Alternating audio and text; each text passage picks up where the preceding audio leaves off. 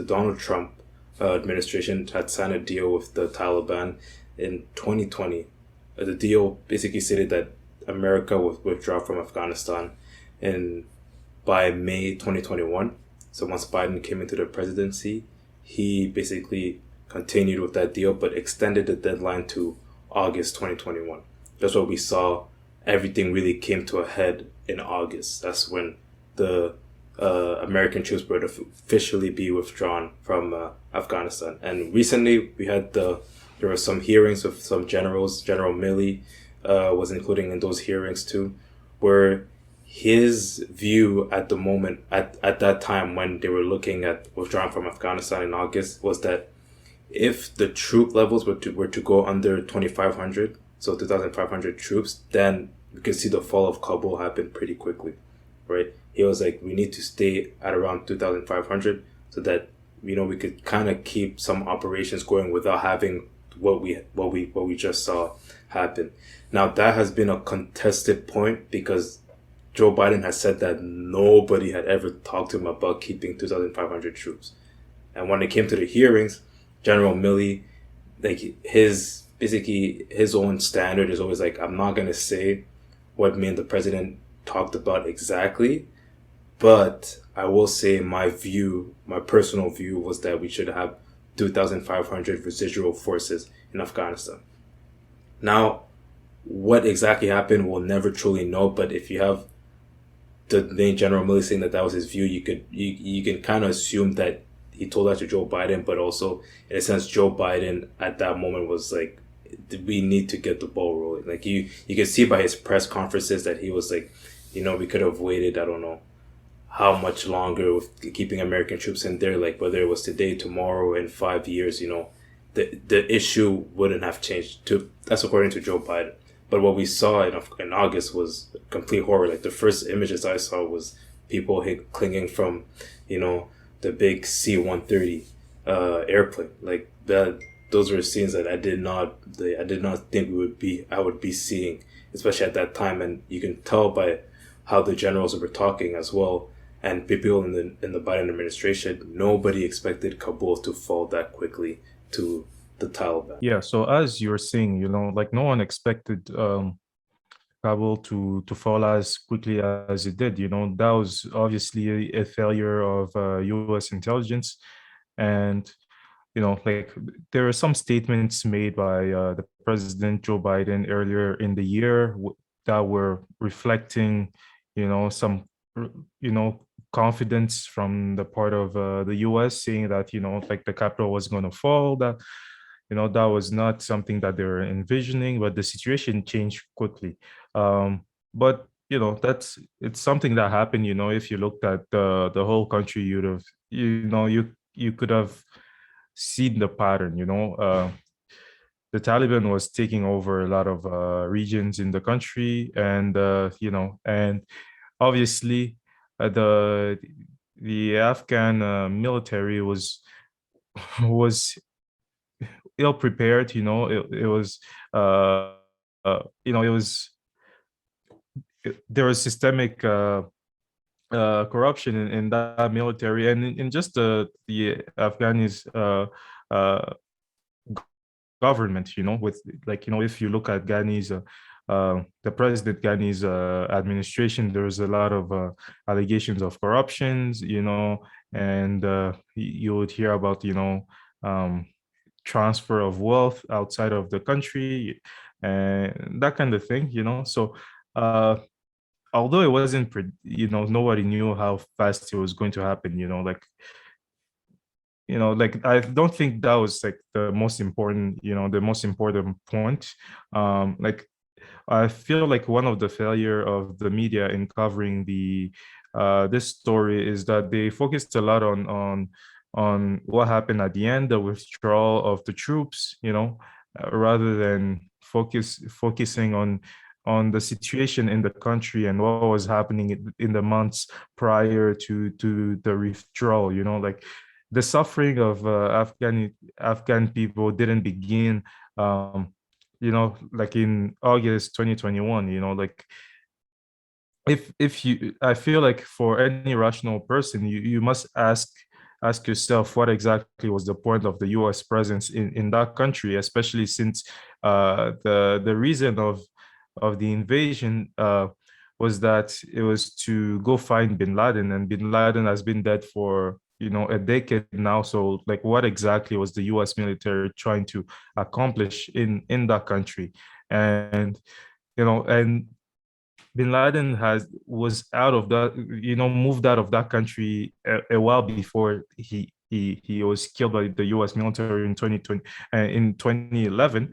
So I feel like those are like the questions that people should be asking themselves. And foreign policy is one of those areas in U.S. politics where there tend to be a lot of agreement, and people don't really question the underlying um, suppositions, you know like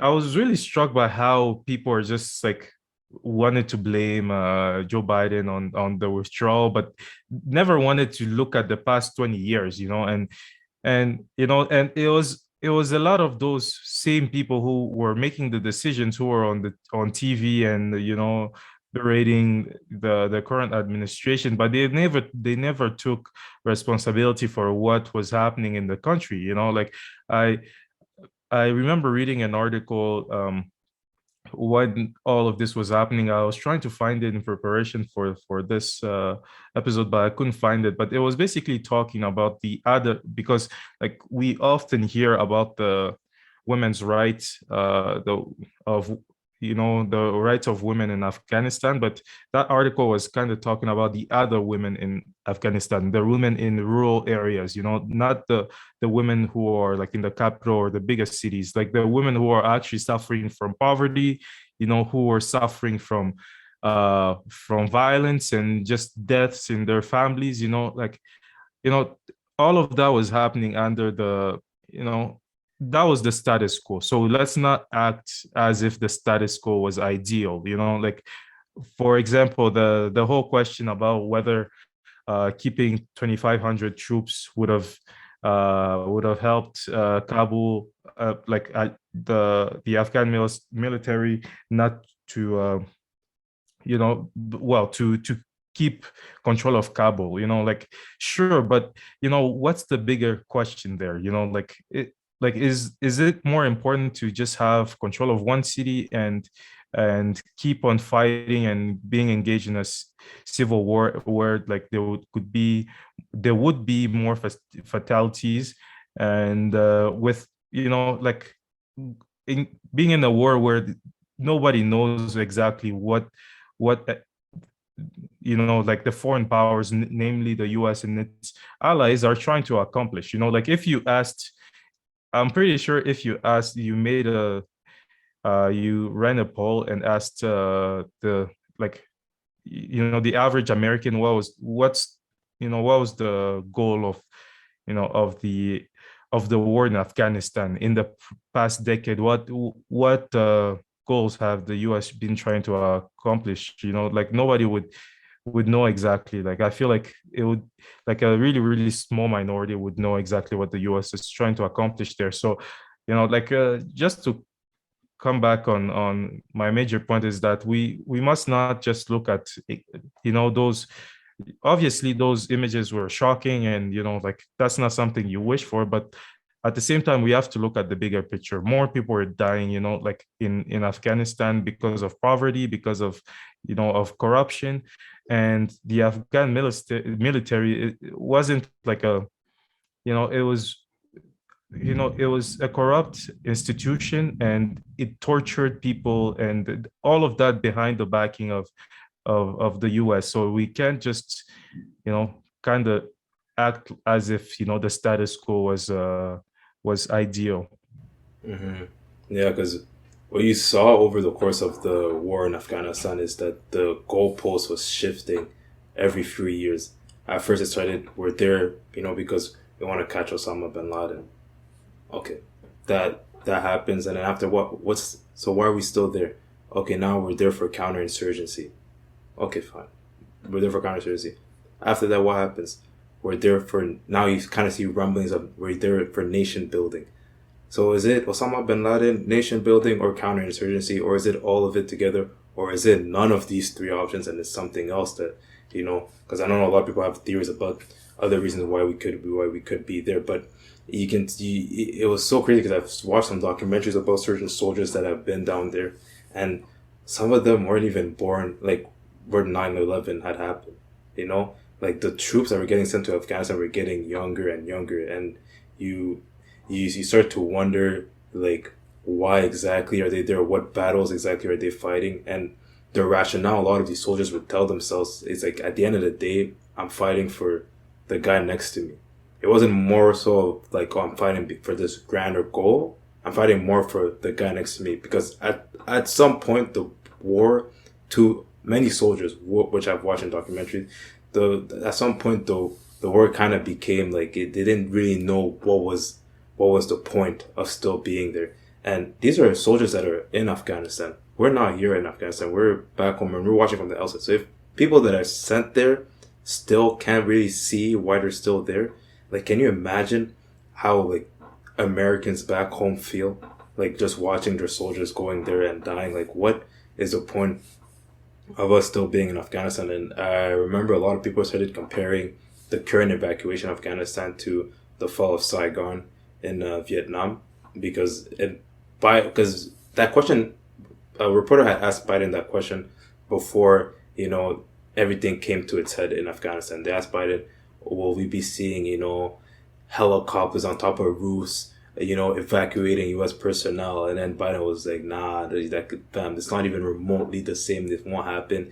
And I think that's what really hurt Biden politically, because there was a lot of these quotes that he had some of them even a few weeks before the Afghanistan evacuation became what it became. And what was interesting about Saigon is that you really, like, there you can truly see a delay in the evacuation of U.S. personnel and people that also had worked for the United States. Like that was very much so delayed, and Ambassador Martin gets a lot of the blame for that, but a lot of other things happen as well. But as you see the North Vietnamese army like getting closer to the city of Saigon, you see a delay, and then finally, in the space of 12 hours, that's where really you see the biggest part of the evacuation happen. Like literally in the space of 12 hours, and it was so bloody. It was so deadly, because everybody was rushing basically to get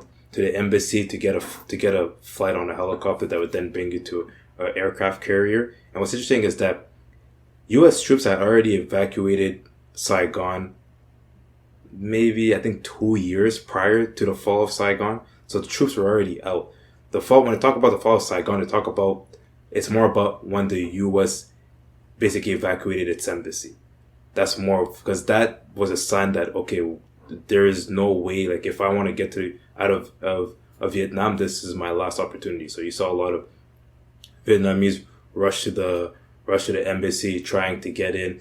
And like we did see in Afghanistan, a lot of people that had worked for the U.S. were also left, to their own devices to try to fend for themselves. And by the time the Northern Vietnamese army got to Saigon, a lot had been left still in Vietnam. And you saw a lot of lawlessness in the beginning. Slowly and surely, things became more lawful. But originally, once you see that type of collapse in a government, lawlessness obviously follows, and that hurts a lot of the people that are still there. Not only that, but you see, like, I believe 200,000 to 300,000 people being sent to re-education camp, whether it's military soldiers, people that have worked previously with the U.S., you see them sent to re-education camp, where a lot of them don't make it back out of the re-education camp because there's torture, starvation, and all these things. So I think those are important things to say and draw parallels from, because when you see people in Afghanistan rushing to get to the airport, trying to get on those planes and etc. to evacuate Afghanistan, I think it's important to keep in mind what they fear can happen to them. And if you fast forward now to what's happening in Afghanistan, it's not safe at all. Like recently, I believe over the weekend, they had a mass funeral because there had been a suicide attack at a mosque. So people in Afghanistan are not feeling safe. Obviously, one of the main people that are hurting their safety is ISIS, ISIS-K, and the Taliban don't have a control over them.